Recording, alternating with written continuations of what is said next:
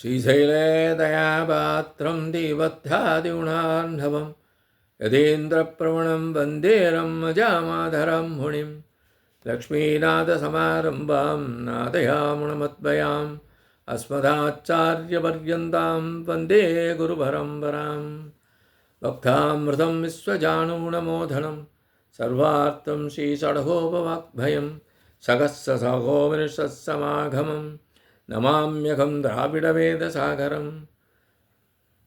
திருவழுதினாடென்றும் தென்குருகூரென்றும் மறுவினியவன் பொருளென்றும் அருமறைகளந்தாதி செய்தான் அடியினையே எப்பொழுதும் சிந்தியாய் நெஞ்சே தெளிந்து ஏய்த்தவருங்கீர்த்தி ராமானுஜமுனிதன் வாய்த்தமலர்பாதம் வணங்குகின்றேன். ஆய்த்தவரும் சீராஜ் சடகோபன் செந்தமிழ் வேதம் தரிக்கும் பெறாத உள்ளம் பெற. எம்பெருமான் திருவருளாலே ஆச்சாரியன் அனுக்கிரகத்தாலே கடந்த பல தினங்களாக நம்மாழ்வார் அருளிச் செய்த திருவாய்மொழியினை நாம் அனுபவித்து வருகிறோம். இன்றைய தினம் நாம் காண இருப்பது முதலாம் பத்து, 10ஆம் பதிகம், 8ஆம் பாசுரம்.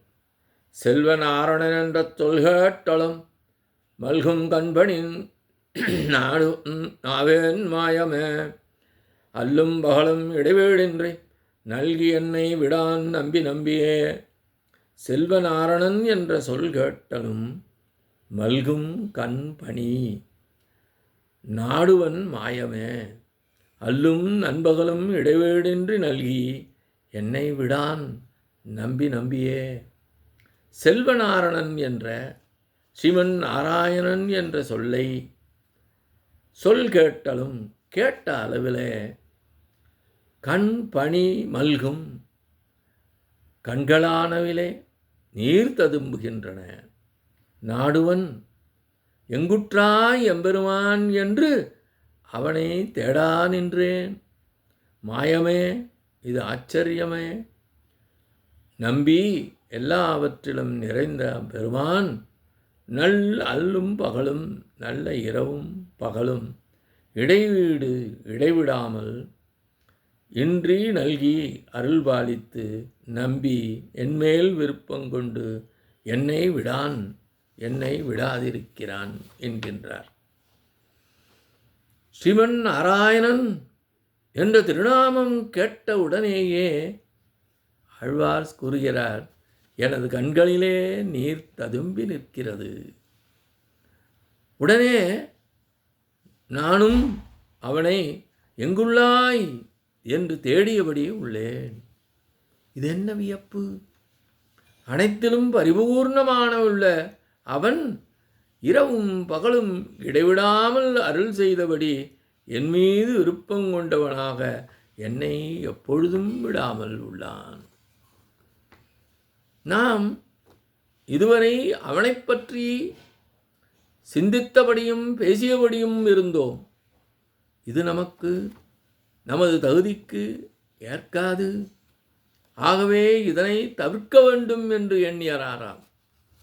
இதைத்தான் என்ன சொல்கின்றார்கள் என்றால், விலட்சணர்கள் தாமே ஈடுபடுவதற்கான பகவத் விஷயத்திலே தாம் ஈடுபடுவது தகாதென்று உறுதி கொண்டார் ஆழ்வார்.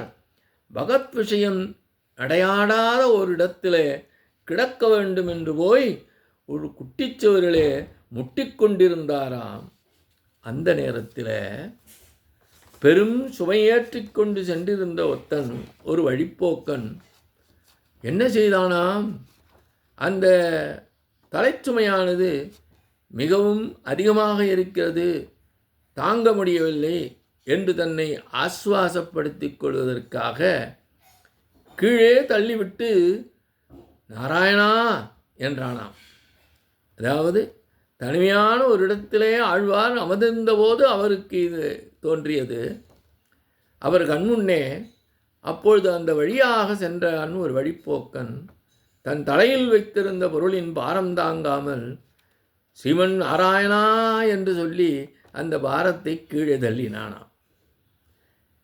இந்த வழிப்போக்கன் பாரம் தாங்காமல் அற்றை கீழே தள்ளிவிட்டு தன்னை ஆசுவாசப்படுத்தி கொண்டு சீமன் நாராயணா என்று சொல்லை கேட்டதுமே ஆழ்வாருக்கு என்னவாயிற்றாம்? இந்த சொல்லை கேட்டவுடனேயே தனது கரணங்கள் அனைத்தும் அங்கேயே அன்பு கொண்டதை எண்ணி மிகவும் வியப்பு அடைந்தார் ஆழ்வார். அந்த வழிப்போக்கன் அந்த திருநாமத்தின் பொருளை உணர்ந்தா உரைத்தான்? உணர்ந்து உரைத்திருக்கலாம், உணராமலும் உரைத்திருக்கலாம். அவன் உணர்ந்து உரைக்க வேண்டிய அவசியமில்லை. அவனுடைய உச்சரிப்பு மட்டுமே ஆழ்வாருக்கு மயக்கம் ஏற்படுத்தியது. விஷத்தை நீக்கவல்ல மந்திரம் ஒன்றினை பொருள் உணராமல் காதுகளில் கேட்டாலோ அதுவே அந்த விஷத்தை நீக்குமிடம். அந்த காதுகளில் கேட்டால் போதுமானது, அந்த மந்திரம் விஷத்தை நீக்கிவிடும் என்பது பொதுவாக கூறக்கூடியது.